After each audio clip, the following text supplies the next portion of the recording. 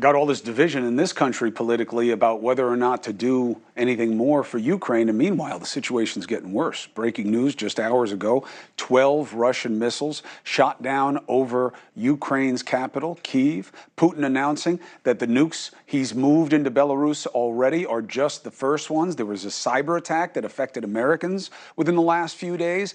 The government says they are behind it. Is that true? What does it mean? Let's bring in former U.S. Ambassador to Ukraine, Bill Taylor. Always good to see you, sir.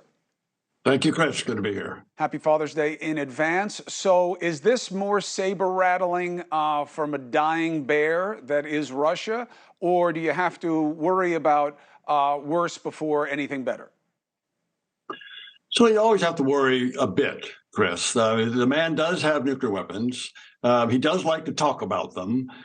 He has been chastised by his main supporters, that is the Chinese, for even talking about them. But he does talk about them, so you can't totally dismiss it. However, he's done this over and over for 15 months, and there's been nothing. So really, the talk about nuclear weapons is just to try and fail so far to get the West not to support Ukraine for exactly the reasons that you said at the beginning.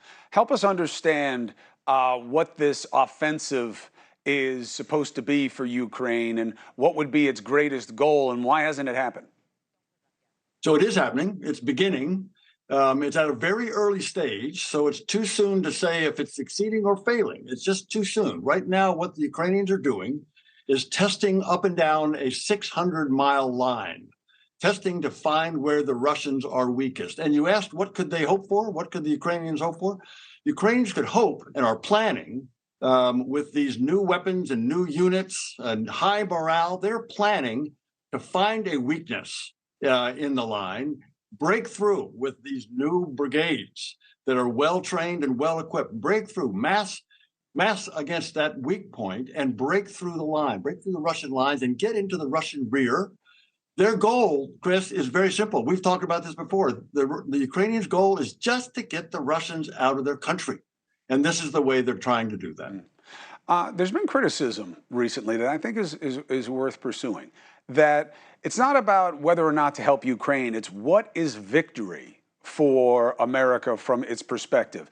Is it as simple as what you just stated as a proposition, just to get Russia out of Ukraine? Is it to send a message about NATO and NATO adjacent places that Russia should not go?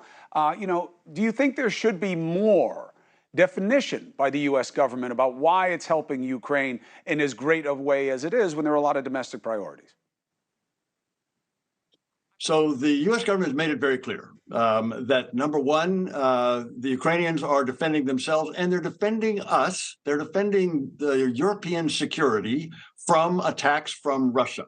If Russia were to get all the way through Ukraine, they would then threaten our alliance. They would threaten nations that we are committed to defend. So this is part of it. And it's also what you said, that is, if the Russians get away with this, then any autocrat, any big nation, any powerful nation anywhere in the world will be able to invade their neighbor. That's what the Russians have done. They've invaded a sovereign neighbor. And if they succeed, then any other big nation can do that. So that's why we're supporting the Ukrainians while they defend themselves. One other quick thing. Please help us understand the disconnect between cyber attacks and physical attacks. If somebody were to send any type of munition into this country, we would be on high alert. There'd be all kinds of scrambling to do horrible things to whoever was responsible. But when it's cyber, it doesn't matter how many of us they injure, and no matter what the way is, it's always just kind of like written off. So here we are again. There was a cyber attack in the last few days. The government says we believe it was a Russian gang that somehow was behind it. And then that's it. We don't hear anything else. Why the disconnect? For exactly the reason that you said. It's hard to tell who it is. This gang that is suspected of this cyber attack may or may not be associated with the Russians, probably has something to do. However, the damage, as we know, is not very bad. It was they were able to get into a lot of private sector and some of the government, but there was no real damage that you would expect if this were a major attack. The hard thing about cyber, Chris, as you just pointed out, it's hard to track down the culprit. It's hard to say exactly who it was. Hey, thank you for watching. Please go to newsnationnow.com, newsnationnow.com, and you can find News Nation on your television provider. And don't forget to click the red subscribe button down below. Then you will get more of News Nation's fact-driven coverage.